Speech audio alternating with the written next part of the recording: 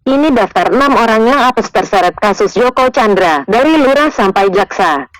Halo, selamat datang di Kabar Berita Indonesia. Bersama saya Gadis Bianca akan senantiasa hadir memberikan informasi berita terkini.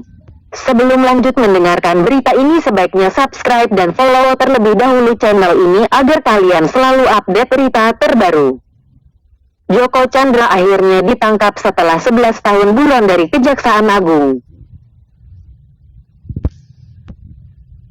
Dia kabur ke luar negeri menghindari hukuman 2 tahun penjara terkait kasus tagih Bank Bali. Kendati demikian, ternyata ada banyak pihak yang membantu pelariannya selama ini. Orang-orang tersebut mulai dari lurah, oknum polisi hingga jaksa. Berikut ini 6 orang pembantu pelarian Joko Chandra. 1. Lurah Grogol Selatan, Jakarta, Asep Subahan.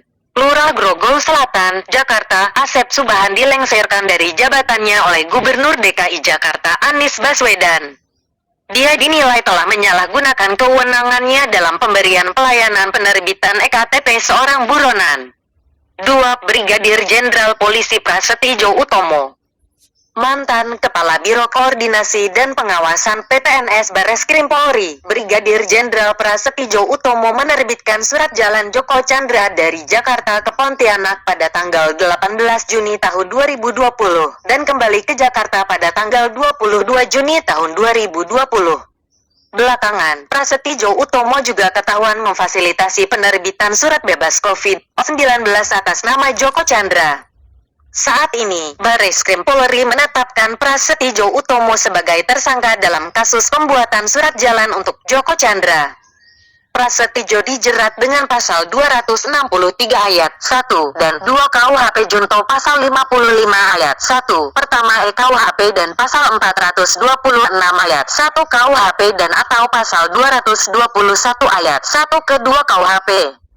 3. Brigadir Jenderal Polisi Nugroho Wibowo, mantan Sekretaris NCB Interpol Indonesia, diduga menghapus red notice atas nama Joko Chandra pada basis data Interpol sejak 2014. Melalui surat No. B-186 V 2020 NCB Div Hai tertanggal 5 Mei tahun 2020, Nugroho Wibowo mengirim surat penghapusan Interpol red notice Joko Chandra kepada Direktorat Jenderal Imigrasi. 4. Inspektur Jenderal Polisi Napoleon Bonaparte, mantan Kepala Divisi Hubungan Internasional Inspektur Jenderal Polisi Napoleon Bonaparte ikut dimutasi. Dia dianggap lalai mengawasi anak buahnya, yakni Nugroho Wibowo. 5. Pengacara Anita Kolopaking. Senasib dengan kliennya, pengacara Anita Kolopaking telah ditetapkan sebagai tersangka oleh Barreskrim Polri. Anita Kolopaking diduga membuat surat jalan palsu Korps Bayangkara. Polisi telah memeriksa sekitar 23 saksi dan menyita sejumlah barang bukti terkait surat jalan Joko Chandra. Kepala Divisi Humas Polri Irjen Argo Yuwono mengatakan penyidik juga telah menyita barang bukti antara lain surat jalan, surat keterangan pemeriksaan COVID-19 dan kesehatan atas nama Joko Chandra. Kemudian surat dari Kejaksaan Agung kepada Barreskrim terkait status hukum Joko Chandra. Anita Kolopaking dijerat pasal 263 ayat 2 KUHP dan atau pasal 223 KUHP. Anita juga telah lebih dahulu dicegah berpergian ke luar negeri untuk 20 hari ke depan. 6. Jaksa Pinaki Sirna Malasari. Jaksa Pinaki Sirna Malasari menjabat sebagai Kepala Subbagian Pemantauan dan Evaluasi 2 pada Biro Perencanaan di Kejaksaan Agung Republik Indonesia. Dia telah dicopot dari jabatannya.